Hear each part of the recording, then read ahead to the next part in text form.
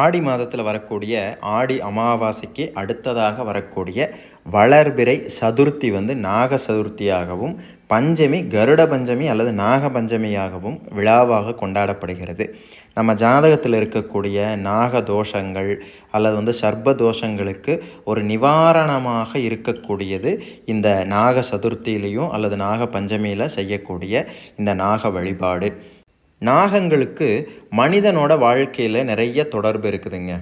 காடுகளில் மனிதர்கள் ஆரம்ப காலத்தில் வாழ்ந்த பொழுது நாகங்களால் ஏற்பட்ட பயம் கூட நாகங்களை வணங்குவதற்கான ஆணிவேராக அமைந்ததாக சொல்வார்கள். அது மட்டும் கிடையாது, நாகங்கள் இணைந்து இருக்கக்கூடிய வடிவம் தான் மனிதனுடைய உடலில் இருக்கக்கூடிய டிஎன்ஏ உடைய வடிவம் அப்படின்னு சொல்கிறாங்க. அதனால தான் நாகங்களை வழிபடுவதன் மூலமாக பரம்பரையாக நம்முடைய குலம் தழைக்கும் அப்படின்னு சொல்லுவாங்க.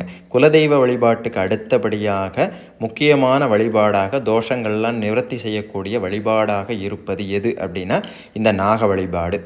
பொதுவாக நாகங்களை செவ்வாய்க்கிழமை, வெள்ளிக்கிழமை, ஞாயிற்றுக்கிழமைகளில் வழிபடுறது சிறப்பு. ராகுவை ஞாயிற்றுக்கிழமையில் வரக்கூடிய ராகு காலத்தில் வழிபடுகின்ற பொழுது ராகு தன்னுடைய வாலில் இருக்கக்கூடிய எஞ்சி நிற்கக்கூடிய அமிர்த துளியை நமக்கு தருவார் அப்படிங்கிறது ஐதீகம். குறிப்பாக சொல்லணும் அப்படின்னா தட்சிணாயன புண்ணியகாலத்தின் தொடக்கமான இந்த ஆடி மாதத்தில் வரக்கூடிய பஞ்சமி திதியும் சதுர்த்தி திதியும் இந்த நாக வழிபாட்டுக்கு ரொம்பவே சிறந்தது அப்படின்னு சொல்லலாம். நாக வழிபாட்டில் முக்கியமான பொருட்களாக, முக்கிய பூஜை பொருட்களாக இருப்பது எது அப்படின்னா மஞ்சள் பொடி, இளநீர், பால், பாக்குப்பாளையில் இருக்கக்கூடிய பூ. இதுக்கு காரணம் என்ன அப்படின்னு பார்த்தீங்கன்னா, காண்டீவதாரியான அர்ஜுனன் அக்னிதேவனுடைய கோரிக்கைப்படி, அக்னிதேவனுடைய பிரார்த்தனைப்படி அக்னியின் பசியை போக்குவதற்காக காண்டவ பிரஸ்தம் என்று சொல்லக்கூடிய காண்டவ வனத்தை எரிக்கிறான். அந்த எரிக்கும் பொழுது அந்த வனத்திலே இருந்த அத்தனை நாகங்களும், அத்தனை உயிர்களும், பறவை பட்சிகள் முதலாய அத்தனை உயிர்களும் அக்னிதேவனுக்கு இரையாகின்றன. அந்த தீயிலே இருந்து தப்பிச் சென்ற நாகங்கள், வாசுகி உட்பட தப்பிச் சென்ற நாகங்கள் வைகுண்டத்திற்கு சென்று நாராயணனிடம் முறையிடுகிறார்கள். தங்கள் உடலிலே ஏற்பட்ட, அர்ஜுனன் தொடுத்த சரத்தால் எங்கள் உடலிலே ஏற்பட்ட அந்த காயங்களை எல்லாம் ஆற்றி அருள வேண்டும் அப்படின்னு சொல்லி மகாவிஷ்ணுவிடம் கேட்கிறார்கள்.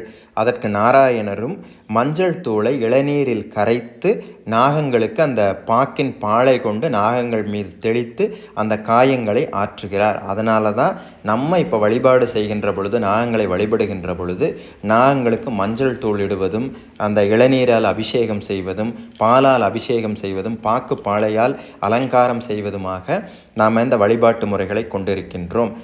இப்படி நாகங்களை வழிபடுகின்ற பொழுது நாகங்களுக்கு பிரியமான பொருட்களான மஞ்சள் தூள், பால், இளநீர், பாக்குடைய பாலை இவற்றை கொண்டு நாம் வழிபாடு செய்கின்ற பொழுது நாகங்கள் பிரீத்தி அடைந்து நாகங்கள் நம் மீது அனுகிரகம் சொரிவார்கள் அப்படிங்கிறதுல எந்தவித சந்தேகமும் கிடையாது. ஆக இந்த முறை வந்திருக்கக்கூடிய இந்த நாக சதுர்த்தி விழா, நாக பஞ்சமி, இதை தவறாமல் நாம் கடைபிடிக்கின்ற பொழுது நமக்கு நாகங்களால் ஏற்படக்கூடிய தோஷங்கள், இந்த குடும்பத்தில் கல்யாணத்துக்கு ஏற்படக்கூடிய தோஷங்கள்லாம் நிவர்த்தியாகி, பரிபூர்ணமான நிவர்த்தியாகி நமக்கு நன்மை நடக்கும் அப்படிங்கிறதுல எந்தவித சந்தேகமும் கிடையாது.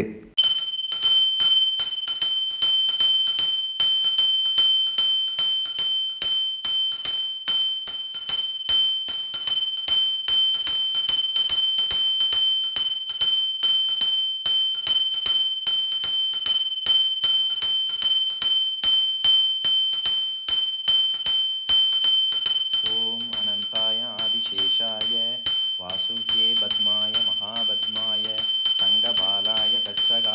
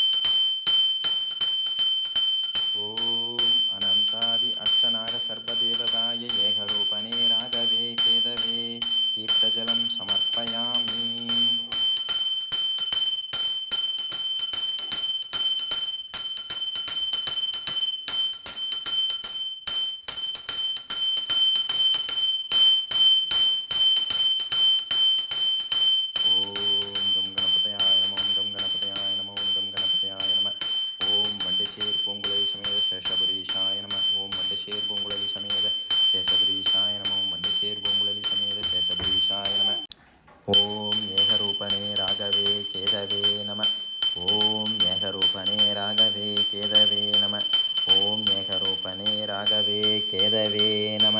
ஓம் ஏகரூபனே ராகவே கேதவே நம. ஓம் அனந்தாய நம. ஓம் ஆதிசேஷாய நம. ஓம் வாசுகியே நம. ஓம் பத்மாய நம. ஓம் மகாபத்மாய நம. ஓம் சங்கபாலாய நம. ஓம் தட்சகாய நம. ஓம் குளிகாய நம. ஓம் காகோடகாய நம. ஓம் சர்வலோக சஞ்சார சர்வசுபநாக சர்வதேவதாய நமக. ஓம் அனந்தாதி அஷ்டநாக சர்வதேவதாய நமோ நமக. அனந்தன் அப்படிங்கிற நாகம் மகாவிஷ்ணு பள்ளி கொள்கின்ற பொழுது பார்க்கடலிலே பாயாக இருக்கக்கூடிய நாகம் அனந்தன். அதே அனந்தன் பிரபஞ்ச சக்தியாக மகாவிஷ்ணு இருக்கின்ற பொழுது அவருக்கு குடையாக இருக்கக்கூடியது. அப்பொழுது அந்த நாகத்துடைய பெயர் ஆதிசேஷன். வாசுகி அப்படிங்கிறது நிறையா பேர் நினச்சிட்டு இருக்க மாதிரி பெண் நாகம் கிடையாது. சிவபெருமானுடைய கழுத்திலே இருக்கக்கூடியது. இது நாக வகையும் கிடையாது, சர்ப வகையை சேர்ந்தது. சர்ப வகை அப்படின்னா தலையில் இயற்கையாகவே ஒரு கிரீடத்தோடு இருக்கக்கூடிய ஒரு நாகம், ஒரு சர்ப்பம் இந்த வாசுகி. அடுத்தது சிவபெருமானுடைய சிரசிலே, சிவபெருமானுடைய ஜடாமுடியிலே இருக்கக்கூடிய ஒரு நாகம் அப்படிங்கிறது சங்கபாலன். அதற்கு அடுத்தபடியாக பத்மன், மகாபத்மன், குளிகன், கார்கோடகன், தட்சகன் இவங்கெல்லாம் யார் அப்படின்னு பார்த்தா சிவபெருமானுடைய அங்கங்களில் கையில் இடுப்பில் எல்லாம் ஆபரணமாக இருக்கக்கூடிய நாகங்கள். இப்படி இறைவனோடு ஒன்றாக நாகங்களை நாம் ஏன் வைத்து வழிபடுகின்றோம், அதற்கு என்ன காரணம், அதற்கு என்ன தாத்பரியம் அப்படின்னு பார்த்தா நம்முடைய குண்டலினி சக்தியை குறிக்கக்கூடியது இந்த நாகங்கள்.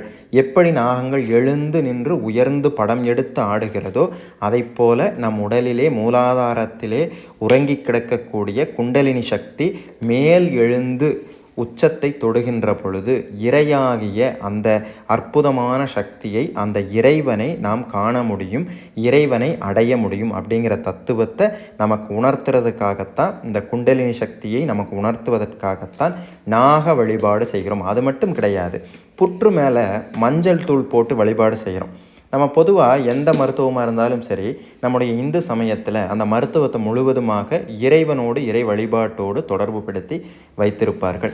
நம்ம இந்த புற்றுநோய்க்கான மருந்து மஞ்சளில் இருக்குது அப்படின்னு நம்ம சொல்லிட்டு வந்தோம்னா வழி வழியாக வரும்போது அது மாறி மாறி மாறி அது கடைசியில் அது மறந்தே போயிடும்.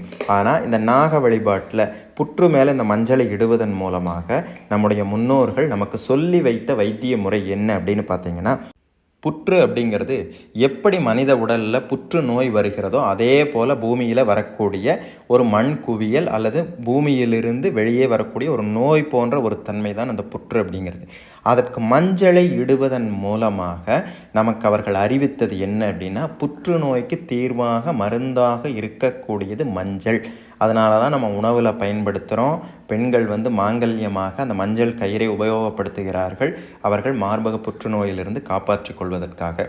இந்த புற்றுநோயிலிருந்து நாம் குணமடையலாம் அப்படிங்கிற உண்மையையும் தத்துவத்தையும் புரிய வைப்பதற்காகத்தான் புற்றுக்கு மஞ்சள் இடக்கூடிய வழக்கம். அதாவது மகாவிஷ்ணு மஞ்சளை இளநீரிலும் பாலிலும் கரைத்து பாலை கொண்டு நாகங்களுக்கு தெளித்தார் அப்படிங்கிறது ஆன்மீக ரீதியான விளக்கம். மருத்துவ ரீதியான விளக்கம் அப்படிங்கிறது புற்றுக்கு நாம் மஞ்சள் இடுறது, புற்றுநோய்க்கு எதிரானது மஞ்சள், புற்றுநோயை குணப்படுத்தக்கூடியது மஞ்சள் அப்படிங்கிறத நமக்கு தெரிவிப்பதற்காக நம் முன்னோர்கள் செய்து வைத்த ஏற்பாடு.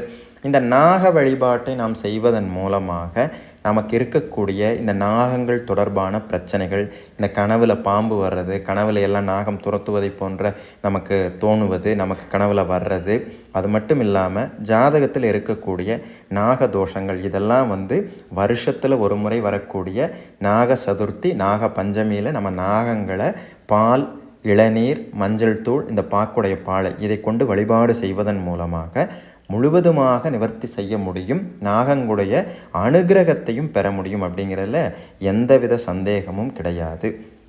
அனந்தாதி அஷ்ட நாகங்களையும் நாம் ஒரே இடத்துல வழிபடணும் அப்படின்னு நினச்சோம்னா திருப்பாம்புரம் அப்படின்னு சொல்லக்கூடிய அந்த சேஷபுரிக்கு போனோம்னா அங்கே அஷ்டநாக கோலம் இருக்கும்.